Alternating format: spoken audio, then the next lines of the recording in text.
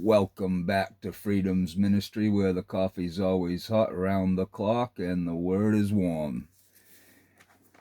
Looking at Ruth.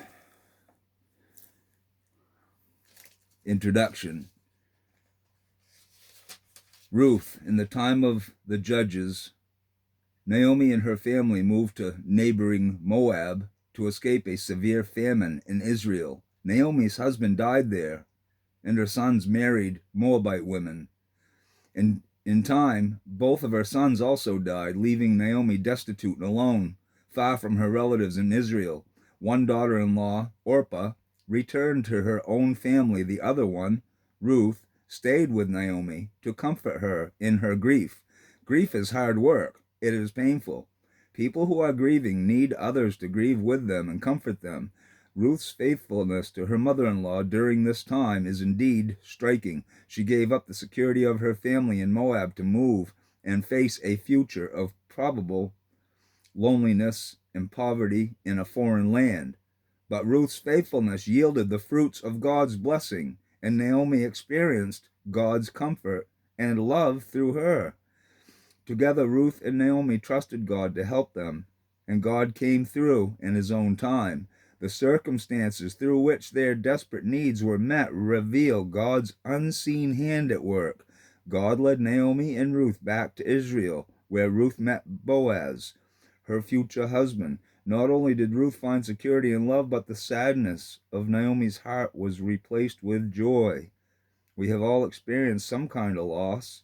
There are times when we might feel as if the future is hopeless, even after we have given it over to God. As we grieve, we may feel abandoned and bitter toward God and the people around us. But we can rest in the fact that God is still with us, even when our emotions scream the opposite message, and that he is working on our behalf behind the scenes. The bottom line, purpose. To show that people who turn their life over to God can make an extraordinary impact on others and find peace and serenity in their own life. Author. Tradition names Samuel as the author, but it could have been a writer during the reign of David or Solomon. Audience. The people of Israel.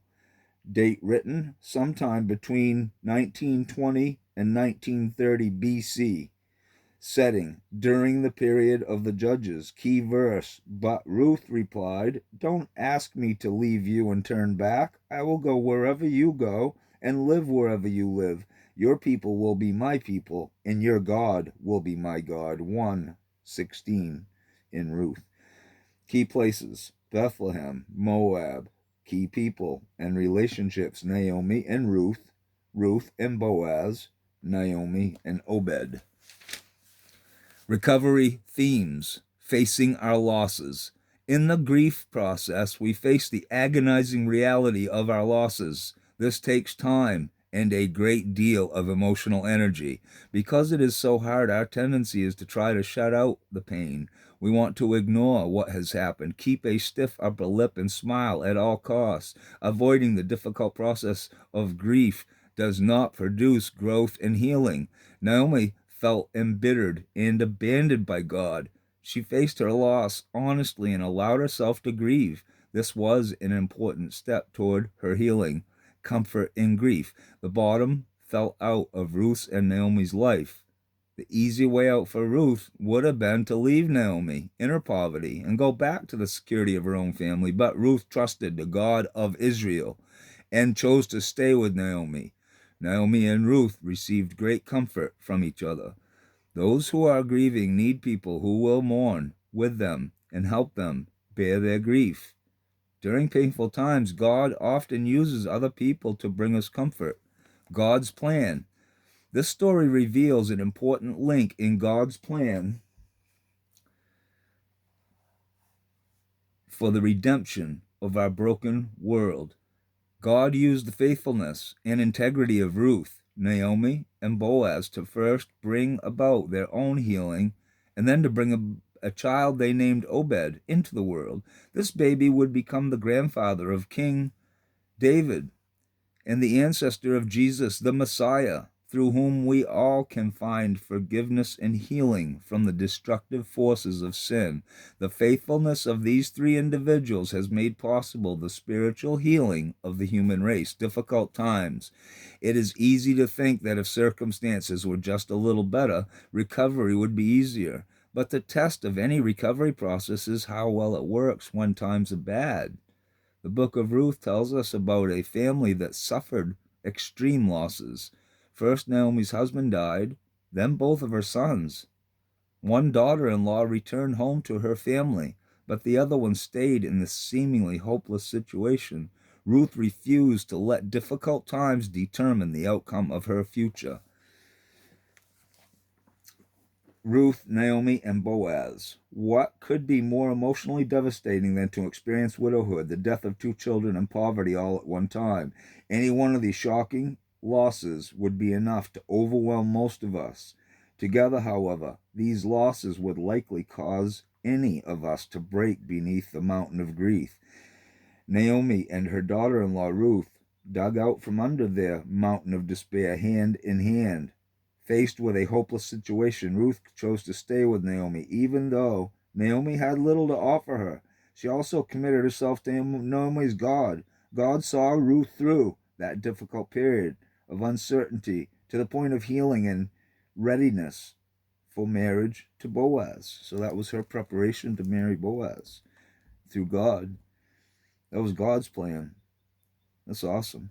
As Naomi traveled through the grief process to recovery, she experienced anger, depression, and a sense that God had dealt her bitter blows and then abandoned her. She felt hopeless and initially could not understand Ruth's faith. But after Ruth's God-given success, gleaning in Boaz's field, Naomi's outlook changed dramatically. She was able to see that God was at work, helping them rebuild their lives. The marriage of Ruth and Boaz brought joyful fulfillment to Naomi. Once again, Naomi had not only a son, but later a grandson. Boaz was wonderfully gentle and wise. Although strong and successful, he was sensitive and concerned about the needs of those around him. He was immediately interested in Ruth and Naomi's situation while still carefully maintaining Ruth's dignity. Perhaps a widower himself, and likely some years older than Ruth, Boaz also displayed admirable self-control and respect for Ruth. He chose the path of delayed gratification in their relationship rather than sexual compromise. That is beautiful. God led Naomi and Ruth to a new life filled with promise for the future. The son of Ruth and Boaz would become the grandfather of King David and the ancestor of Jesus the Messiah. They could never have known that their simple acts of faith would lead to the salvation and blessing of millions. God may have significant plans for us and our descendants too. All we need to do is trust God and obey His will for us. Strengths and accomplishments. Naomi and Ruth's relationship was centered on God. Ruth and Naomi were committed to each other. Ruth's actions were characterized by faith, loyalty, and boldness.